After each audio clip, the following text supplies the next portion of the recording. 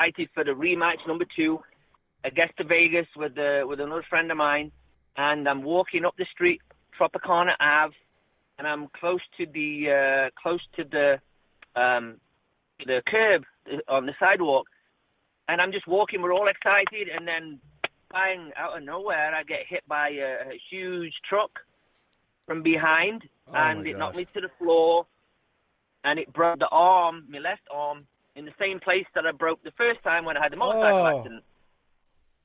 Oh my gosh. So straight away, obviously, I broke it before, same place. I knew it was broke.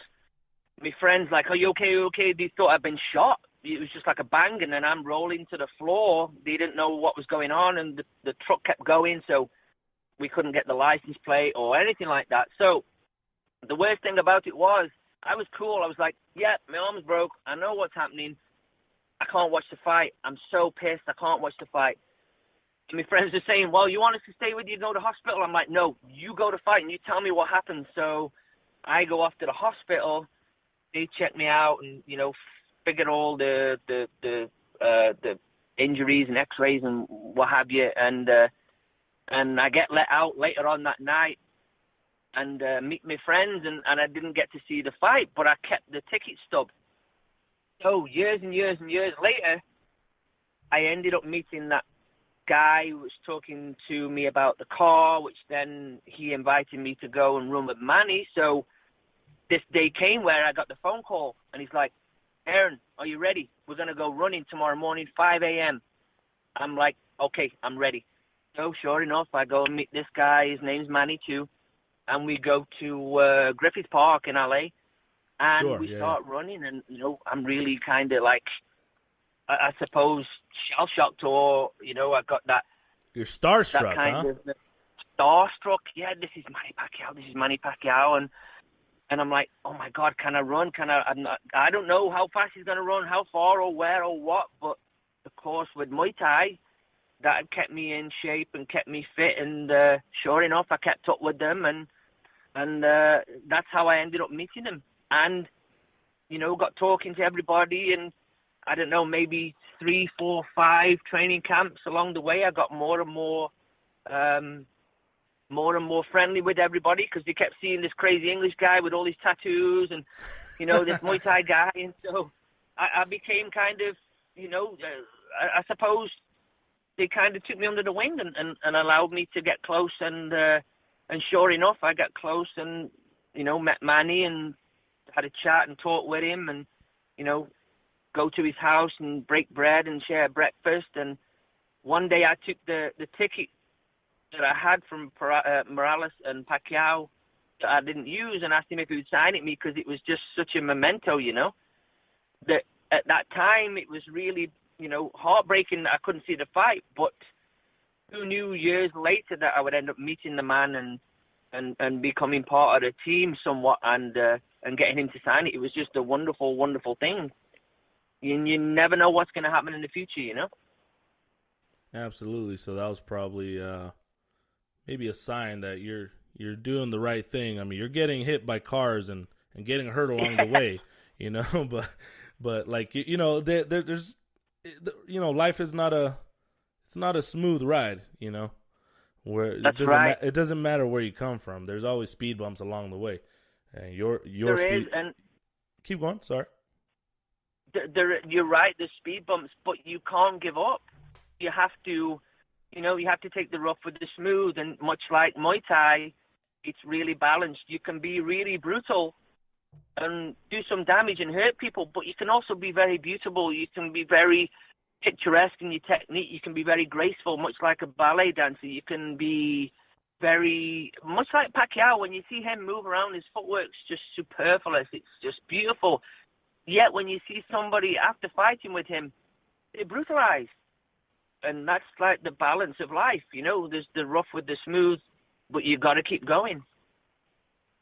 Yeah, that's great to hear. And I'm sure, just some of these things that you've mentioned, because I know you have a whole book, of stories. So I Sure. think it's very inspirational for all the listeners out there who are thinking about giving up. Get some metal get put inside of you and then get hit by another car and get left in a country that you don't know, or you don't know the language, with no cell phone, no internet. I mean that's some pretty hard stuff to overcome, man. It is, and I can only attest it to my father's teaching that you just pick yourself up and you keep going, and you don't give up.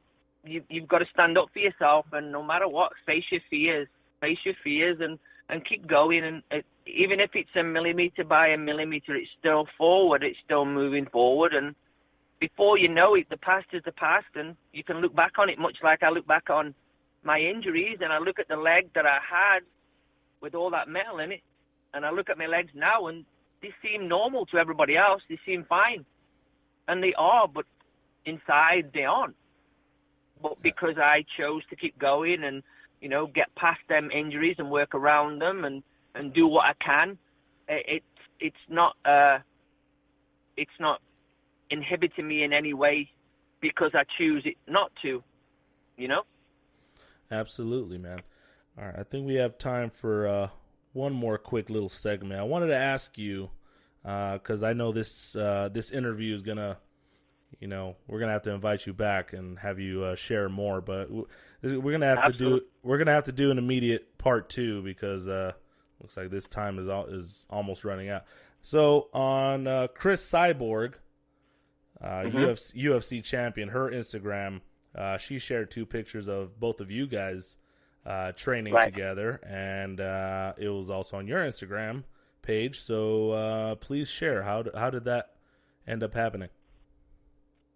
I've known Chris now for probably 3 or 4 years. I think 3 or 4 years.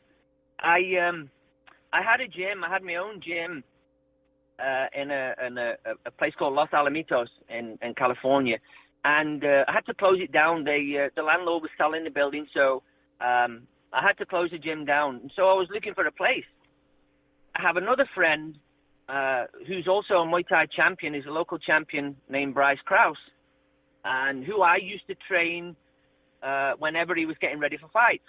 So he invited me down to his place of training, which is the Ruka facility in Costa Mesa, California. So he invited me down there just to get some training in and keep my body going and keep ticking over while I didn't have a gym. So I go down there and I'm training with Bryce, and I don't know if you know this guy, but Tito Ortiz, I'm sure you know him. Everybody knows Tito Ortiz. That's the Huntington Beach but the bad UFC boy, champion, UFC champion Tito Ortiz, he's in the gym. And so me and Bryce are training, and I'm holding pads and teaching Bryce, and Tito's looking. And then Bryce says, hey, you know what? I think Tito's looking for a Muay Thai coach, or he's looking for somebody in his gym. He had a gym too in Huntington Beach, California. So he introduced me to Tito. So Tito says, hey, how are you? My name's Tito. And I'm like, yeah, of course, I know who you are. I've seen you on the TV. I watched all your fights or whatever. And I said, hi, my name's Aaron. I'm a Muay Thai coach, and I've been doing it for, I was just about to say how long. And he says, it's okay, I've just watched you. I've just been watching you. I know you know what you're doing. Bring your gym and come down and have your gym in my place. So that's what I did. So I started teaching out of his gym. I had my gym inside Tito Ortiz's gym. So that's where I met Chris Cyborg. So Chris used to come in and get the training and teaching from Tito, the wrestling, and she would see me practicing. She would see my students, and we got introduced, and kind of one thing led to another, and she asked me if I would show her some things down the line. She was also training with Bryce too, and that's how we kind of got introduced. And she found out that I was training with Manny Pacquaio, and Manny Pacquiao and Chris Cyborg both have the same sponsor, South Coast Mitsubishi. So they wanted to meet Manny. So I kind of helped to facilitate that. I said, look, I'm going to be running this Saturday. We're doing the Griffith Park run. Come with me. come with me and I'll introduce you to the team. And obviously Manny Pacquiao will know who Chris Cyborg is. And so that's what happened. We introduced each other, and then it kind of went from there. And with different fights that Chris has had, the Holly Holm fight and this fight upcoming this Saturday, March the 3rd, she wanted to learn and understand some really kind of intricate details about Muay Thai that would help her in this fight. And so she asked me, and I obviously obliged. And so, I've just been showing her some of the things that I've picked up over the past 25 years. Very good, man. Very good. Oh my gosh, that's I mean, she's like she's becoming like the face of like the UFC. You know what I mean? She's been. And what's up? I just have to say that she deserves it. She's such a beautiful, beautiful person. She is a wonderful, wonderful, very giving. Her heart's huge. She's just a wonderful person. I can't say anything bad about the woman. She's just wonderful, and it's a real pleasure to learn that what people see or what people want to believe isn't quite the truth, you know. And much like Manny is just one of the most giving, humble human beings ever to walk the earth. They're just wonderful, wonderful, sweet people.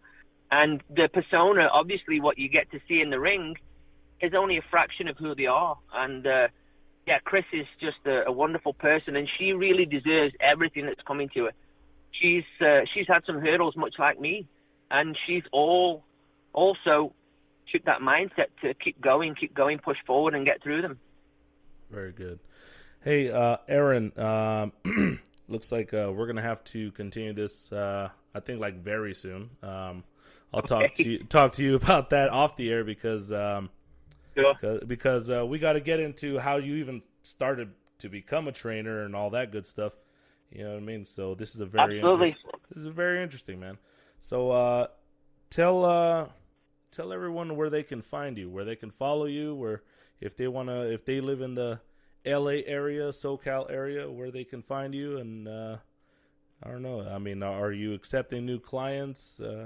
What's going on? At the moment, I actually just closed down my gym a couple of weeks ago. So at the moment, I'm kind of freelancing and spreading my knowledge around. So I am available. I will be at certain gyms in the Huntington Beach area. I'll be at a gym called A-Team Jiu-Jitsu with a good friend of mine who owns that place named Ali. He's a wonderful, wonderful guy. I'll be there. I'm not sure on hours yet, but you can catch me or you can reach me on Instagram at SD Muay Thai Gyms. That's the page name. Or you can get me on Suadao, which is SEUUA_DAAO. And you can find out what I'm doing on them two pages. Facebook is Suadao again, SEUUA_DAAO. Incidentally, that means leopard in Thai. I was given that name by a Thai guy. Another story that's really interesting. That we'll be reaching this in this next part too. All right. I have a colorful life with lots of. I'm like an onion, lots of layers. God damn! Check him out. All right, Aaron Malaszewski, correct? That's correct. Yeah, beautiful pronunciation. All right, Aaron Malaszewski, everyone. Stay tuned for part 2. Hey, it's been a real pleasure to have you on, Aaron. Well, thank you so much, Noel. It's been wonderful to share all these memories and relive them again. And I hope everyone's enjoyed the past little time we were talking. And I can't wait to come back and tell you some more stories of my crazy life.